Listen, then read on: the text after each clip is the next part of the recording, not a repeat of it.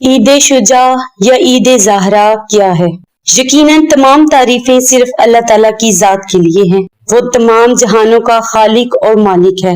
میں گواہی دیتی ہوں کہ اللہ کے سوا کوئی معبود نہیں۔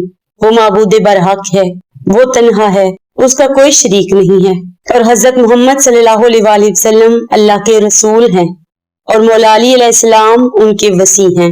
ہمارے معاشرے میں بہت سی عیدیں آتی ہیں، جسے عید قربان، عید غدیر، عید مباہلہ اور عید زہرا وغیرہ۔ یہ ساری عیدیں کسی واقعہ کی طرف اشارہ کرتی ہیں۔ عید الفطر یکم شوال کو ایک مہینہ کے روزہ تمام کرنے کا شکرانہ اور فطرہ نکال کر غریبوں کی عید کا سامان فراہم کرنے کا ذریعہ ہے۔ عید قربان 10 ذی الحج حضرت اسماعیل علیہ السلام کو خدا نے ذبح ہونے سے بچا لیا تھا اور ان کی جگہ دمبا ذبح ہو گیا، جس کی یاد میں مسلمان ہر سال منانا سنت سمجھتے ہیں۔ عید غدیر 18 ذی الحج کو غدیر خم میں مولا کائنات حضرت علی علیہ السلام کی تاج پوشی کی یاد میں ہر سال منائی جاتی ہے۔ اس دن رسول خدا صلی اللہ علیہ وآلہ وسلم نے عید غدیر خم کے میدان میں مولا کائنات کو 1.25 لاکھ حاجیوں کے درمیان اللہ کے حکم سے اپنا جانشین اور خلیفہ مقرر کیا تھا۔ عید مباہلہ بھی ذی الحج کو ہی منائی جاتی ہے۔ اس روز اہل بیت کے ذریعہ اسلام کو عیسائیت پر فتح نصیب ہوئی تھی۔ عید زہرا 9 ربیع الاول کو منائی جاتی ہے اور اس عید کو منانے کے مختلف وجہیں بیان کی جاتی ہیں۔ مثلاً بعض لوگ کہتے ہیں کہ 9 ربیع اول کو دشمن حضرت زہرا سلام اللہ علیہا کا قتل ہوا، لہٰذا یہ خوشی کا دن اور اس روز کو عید زہرا کے نام سے موسوم کیا جاتا ہے۔ بعض لوگ کہتے ہیں کہ 9 ربیع الاول کو دشمن حضرت فاطمہ الزہرا سلام اللہ علیہا کا قتل ہوا، لہٰذا یہ خوشی کا دن ہے اور اس روز کو عید زہرا کے نام سے موسوم کیا گیا ہے۔ عظیم اور مقدس ایام اللہ میں سے ایک ربیع الاول کی 9 تاریخ ہے۔ یہ مقدس اور مبارک دن حضرت ولی العظیم امام المبین بقیت اللہ فی الارضین موعود الانبیاء اور مرسلین کی ولایت اور امامت کے آغاز کا دن ہے۔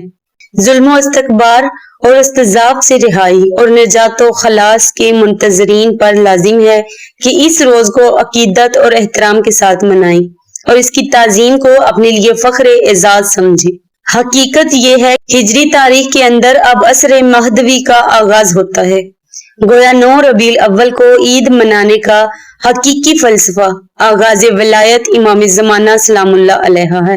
اس روز سے مولا عصر مولا امام زمانہ کی ولایت اور امامت کا آغاز ہوا اور آپ علیہ السلام ہمارے زمانے کے امام ہیں، تو 9 ربیع الاول یوم اللہ کیوں نہ ہو اور یہ دن ہماری خوشی کے آغاز کا دن کیوں نہ ہو؟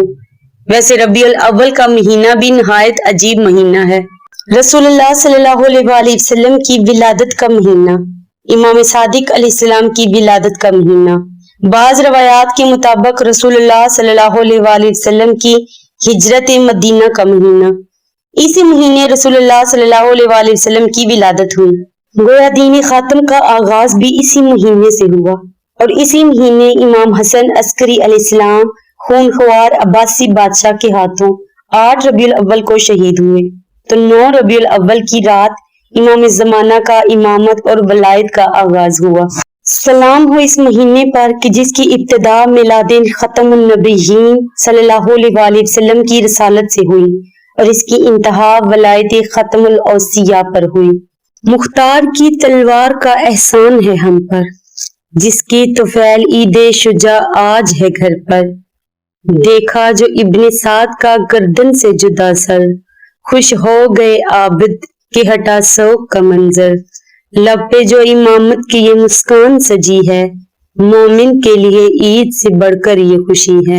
آج 9 ربیع الاول ہے، جس دن رسول اللہ صلی اللہ علیہ وآلہ وسلم کی اہل بیت نے سانحہ کربلا کے بعد اپنا سوگ ختم کیا تھا۔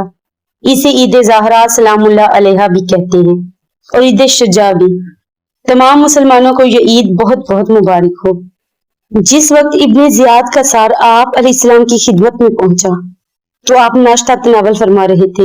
ان سروں کو دیکھ کر آپ نے سجدہ شکر کیا، پھر سر اٹھا کر فرمایا کہ اے خدا، لاکھ لاکھ شکر ہے تیرا کہ تو نے میری وہ دعا قبول کر لی کہ جو میں نے دربار کوفہ میں کی تھی۔